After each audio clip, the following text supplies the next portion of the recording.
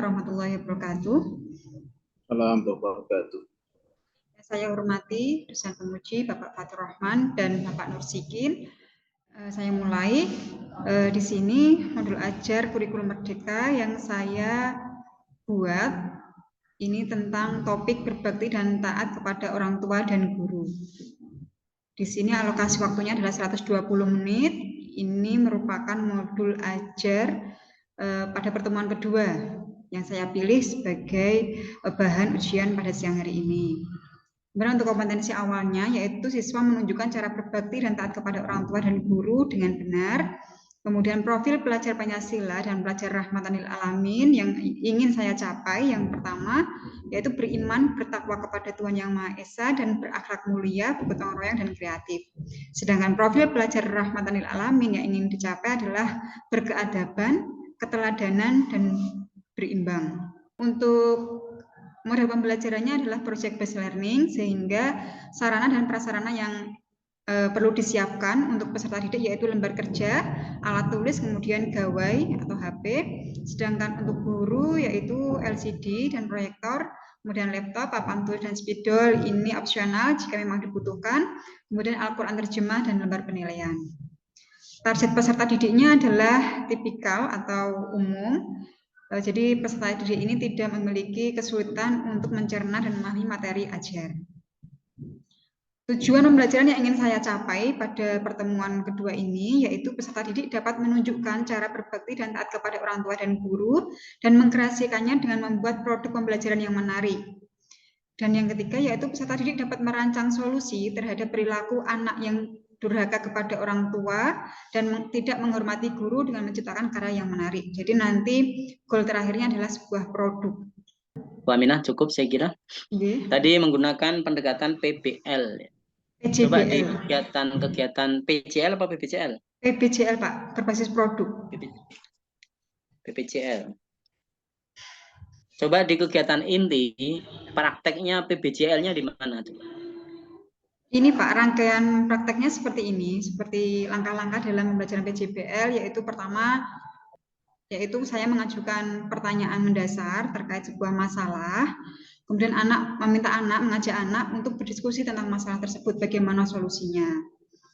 Gitu. Kemudian nanti anak mendesain produk. Nanti di sini saya akan membebaskan anak mau mendesain seperti apa, karyanya mau apa. Karena di kurikulum merdeka ini anak dibebaskan mengekspresikan bakat dan minat mereka. Jadi produknya tidak saya batasi dalam satu bidang saja, tapi berbagai macam produk silahkan sesuai dengan bakat dan minat anak. Terima kasih. Sudah jelas langkahnya. Jadi yang penting ketika kita menuangkan metode di atas, maka jabarannya harus tergambar di dalam langkah kegiatan inti mana langkah-langkahnya. Itu harus nyambung. Baik, kemarin kita membuat KOM pada LK1 kalau tidak salah itu. KOM, masih ingat KOM? Iya Pak, masih. Apa yang dilakukan guru ketika menyusun KOM? Ada beberapa langkah ketika kita menyusun KOM, Bapak Guru, itu yang pertama yaitu menganalisis karakteristik sekolah yang meliputi kekuatan, kelemahan, kemudian peluang, dan ancaman. Kemudian kita juga harus memperhatikan visi, misi, dan tujuan sekolah. Setelah memperhatikan itu, kemudian melakukan pengorganisasian pembelajaran, intrakurikuler, kokurikuler, ekstrakurikuler, kemudian melakukan perencanaan pembelajaran, dan terakhir nanti evaluasi. Apakah KOM yang kita susun itu sudah sesuai dengan tujuan dari sekolah, gitu Pak. Apa kelemahan yang ditemukan di sekolahnya Bu Siti? Kelemahan yang kemarin saya temukan itu di sini kan satu, sekolah saya adalah sekolah kelas KKO, tetapi di sini fasilitasnya itu belum memenuhi. Terus yang kedua, adanya siswa inklusi, tetapi sarana dan prasarana juga belum memenuhi. Baik, kemarin guru juga melakukan asesmen awal, kalau nggak di LK7 atau berapa itu. Apa yang dilakukan guru ketika melakukan asesmen awal? Asesmen awal itu terkait dengan latar belakang keluarga, kemudian kemampuan peserta didik, gaya belajar peserta didik. Oke, baik. Apa bedanya PBL dan PBCL? Bedanya PBL dan PBCL ini secara hasilnya Pak, lebih ke hasilnya. Kalau dasarnya baik PBL maupun PJBL ini berbasis masalah. Tetapi nanti kalau PBL ini produk akhirnya adalah sebuah analisis, jadi seperti teori, sedangkan PJBL nanti adalah sebuah produk. Baik, cukup. Silakan Pak Nusikin dilanjut. Baik, terima kasih Pak Fat. Mbak Siti. Oke, Bapak. Oke, di samping ada Al-Quran itu ya. Wonten. Oke, coba Anda buka surat Al-A'raf ayat 59. Anda baca Mbak Siti. A'udzubillahi minasyaitonirrajim. Bismillahirrahmanirrahim. Min ilahin ghairuh. Inni akhafu 'alaikum 'adzaba yaumin 'azim. Baik, satu lagi, bantunya 60. Bismillahirrahmanirrahim.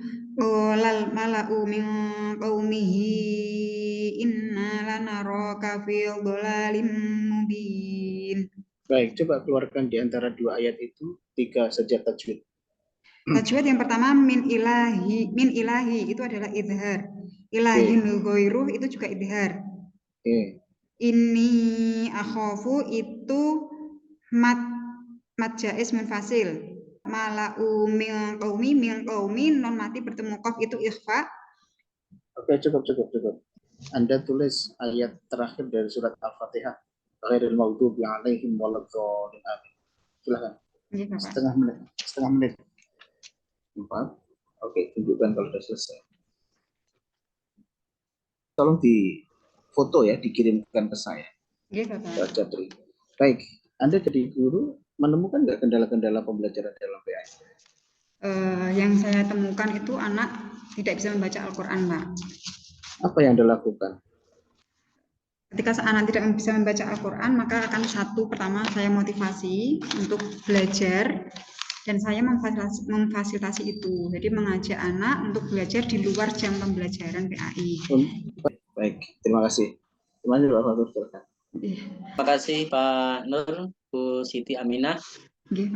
Silakan membuat kalimat penutup, silakan. Baik, terima kasih Pak Fa dan Pak Nursikin atas waktu yang diberikan kepada saya pada siang hari ini.